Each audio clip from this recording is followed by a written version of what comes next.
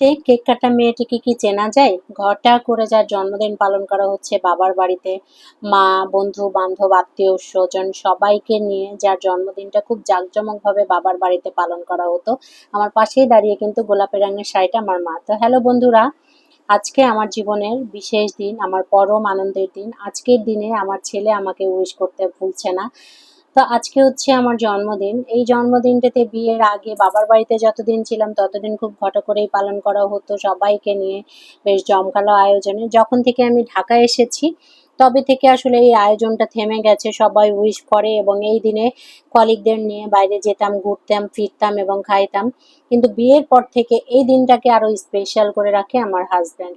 সে কখনোই বুঝতে দেয় না যে আমি সবাইকে ফিল করি। আজকের এই দিনটা আসলে আমার খুব মনের মধ্যে কষ্ট লাগে, আমার মাকে খুব মনে পড়ে। সবার আগে ঘুম থেকে উঠে মা আমাকে উইশ করতো, মা আমাকে একটু পায়েস খাওয়াই দিত। তো আজকের এই দিনটাতেও কিন্তু ঘুম থেকে উঠে তার ব্যতিক্রম হয় নাই। বর উইশ করে অফিসে গেছে, তারপর পরই এক এক করে সবার ফোন চলে আসলো। আমার মা, আনান, বড় বোন সবাই আমাকে উইশ করছে। এদিকে দেখেন মোমবাতি জেলে বর আমাকে সারপ্রাইজ দিচ্ছে কেক কাটার জন্য।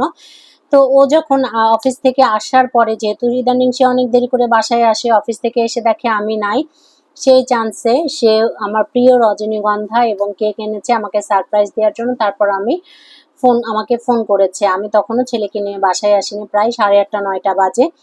তো বাসায় ঢুকেই ফুলের গন্ধে আমার আর বুঝতে বাকি নাই যে না, আমার বর ভোলেনি।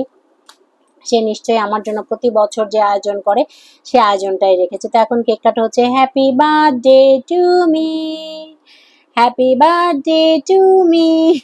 নিজেকেই নিজে উইশ করছি। এখানে বর, বাচ্চা এবং আমরা তিনজন মিলে আসলে আমার বার্থডে কেকটা কাটা হচ্ছে।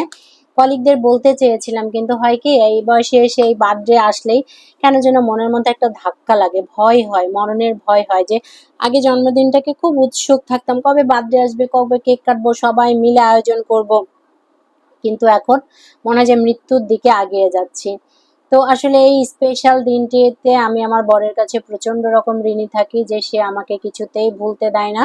আমার প্রিয় জিনিসগুলো এনে সে আমার সামনে হাজির করে এবং এক এক করে যখন আমার মা, বোন, আনান সবাই যখন আমাকে ফোন দিয়ে উইশ করতে শুরু করে, কলিগ সার্কেল এবং আমার এক্স কলিগ মানে ফাহামের যত কলিগ আছে মোটামুটি সবাই, কিছু কিছু কলিগ আমাকে উইশ করে, তখন আমার খুব ভাল লাগে।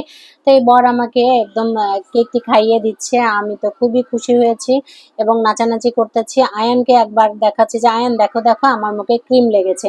আর আমার ছেলে উপরের যে চকলেটি ফ্লেভারগুলো আছে, চকলেটগুলো আছে সেগুলো খাচ্ছে। সে খুবই চকলেট খেতে পছন্দ করে।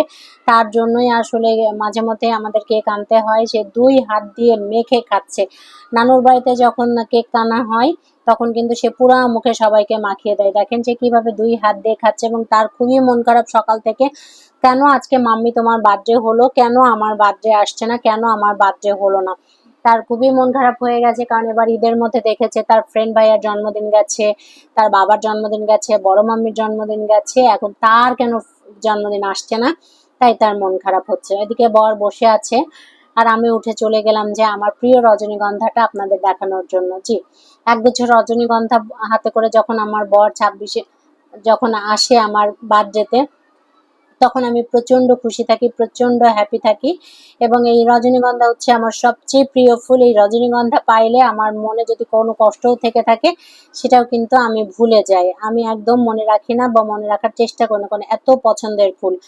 তো বাবার বাড়িতে যখন আমার বার্থডেটা পালন করা হতো, যখন আত্মীয় স্বজন, বন্ধু বান্ধব সবাই আসতো, আমরা বোনেরা সবাই, আমরা 26-27টা বোন সবাই একসাথে শাড়ি পরতাম। অর্থাৎ আমরা কোনো অনুষ্ঠান হলেই শাড়ি পরতাম। এবং তখন আমাদের ছোট কাকা আমাদেরকে একটি ক্যামেরা গিফট করেছিল, কাকা বিদেশ থেকে এনেছিল ক্যামেরাটা। আমরা কোনো অকেশন ছাড়াই বলেন বা কোনো অকেশন হইলেই আমরা ছবি তুলতাম, প্রচুর ছবি তুলতাম এবং শাড়ি পরতাম। তো সেই দিনে আমি তখন অবশ্য টিউশনিও করাতাম। তো আমার ছাত্রছাত্রী, আমার মামাতো ভাইয়া, দুলা ভাইয়া সবাই আসতো, এসে একদম জমকালোভাবে যখন অনুষ্ঠানটা করা হতো খুব ভাল লাগতো। এবং অনুষ্ঠান শেষে যখন গিফটগুলা নিয়ে বসতাম, আহারে কি মজার সেই দিনগুলা ছিল। র্যাপিংটা খুলতাম, খুলে এক এক করে দেখতাম কত মজার মজার গিফট। আমার বার্থডের গিফট কিন্তু এখনো আমার কাছে আছে, আমার ছোটবেলার সেই গিফটগুলো। একবার আমার বান্ধবী আমার জন্য ছোট ছোট জামা কাপড়, ছোট ছোট হাঁড়ি পাতিল, মানে জাস্ট এটা ফান করার জন্য সব কিছু ছোট ছোট এনে দিয়েছিল। তো ওই স্মৃতি রাখতে মনার স্মৃতি রাখতে এখনো আমি সেই বার্থডে সেই গিফটগুলো আমার কাছে আছে, কাপ পাতিল ওগুলো আমি রেখে দিয়েছি। তা আমার বরকে আসলে ধন্যবাদ দিয়ে ছোট করার আমার কিছু নাই। বর, তারপরেও তোমাকে অনেক ধন্যবাদ এবং অনেক ভালোবাসা যে আজকের দিনে আমি আমার পরিবার ছাড়া আছি, কিন্তু তুমি আমাকে ভালোবাসায় আগলে রেখেছো, ছায়া হয়ে আমার পাশে আছো, আমার এই দিনটিকে সেলিব্রেট করছো, আমাকে উইশ করেছো, এজন্য অনেক অনেক ধন্যবাদ। এই মানুষটা আসলে আমার জীবনের ছায়ার মতো আছে। আমি এই মানুষটার জন্যই আজও টিকে আছি, আজও বেঁচে আছি বলা যায় এই মানুষটার জন্য। এবং আমার বাচ্চাটার দিকে তাকাইলে আমার হাজার বছর বাঁচতে ইচ্ছে করে। আমার মনটা চাই যে আরো অনেক বছর আমি বেঁচে থাকি, কারণ এদের ভালোবাসা আমি আর জীবনে পাবো না। এই মানুষটা এতদিন কোথায় ছিল? ঢাকা না আসলে তো আর এই মানুষটার দেখা পেতাম না, যে মানুষটা আমাকে এত ভালোবাসে। তারপরেও কিন্তু রাগ জিদ আমি অনেক সময় করি। অত আমার হাজবেন্ড এত বেশি ঠান্ডা যে সে কোনো কথাই বলে না, সে চুপচাপ থাকে। তার এই ঠান্ডাটাই মাঝে মধ্যে আমার খুব রাগ উঠে যায়। তো রজনীগন্ধাগুলো পেয়ে আমি তো খুবই খুশি হয়েছি। এখন যেহেতু বাইরে প্রচণ্ড তাণ্ডব চলছে, ঝড় বাতাস চলছে, আমাদের বাইরে যাওয়ার প্ল্যান ছিল, বাইরে আর যাচ্ছি না। আমার হাজবেন্ড রাতের খাবারের জন্য নিয়ে এসছে গ্রিল নান, তো এই গ্রিল নান আমরা খেতে বসেছি। আজকের জন্য এ পর্যন্তই থাকলো, এবং গ্রিল নান খেয়ে আমরা রাতের খাবার খাবো। আপনারা যারা আমাকে ভালোবাসেন, আমার পরিবারের জন্য দোয়া করবেন, আমার বাচ্চাটার জন্য দোয়া করবেন, আর আমার সাথে থাকবেন, আমার চ্যানেলের সাথে থাকবেন। অবশ্যই ফলো দিবেন ফেসবুক থেকে দেখলে, আর ইউটিউব থেকে দেখলে সাবস্ক্রাইব করবেন, এবং অবশ্যই শেয়ার করবেন, লাইক করবেন, কমেন্টস করবেন। Tata, bye bye. আমাদের জন্য দোয়া রাখবেন। আপনাদের ভালোবাসায় আমি এগিয়ে যেতে চাই আরো অনেক দূর। এই আমাকে সাহায্য করতে হবে আপনাদেরকেই। তো সবাইকে আল্লাহ হাফেজ।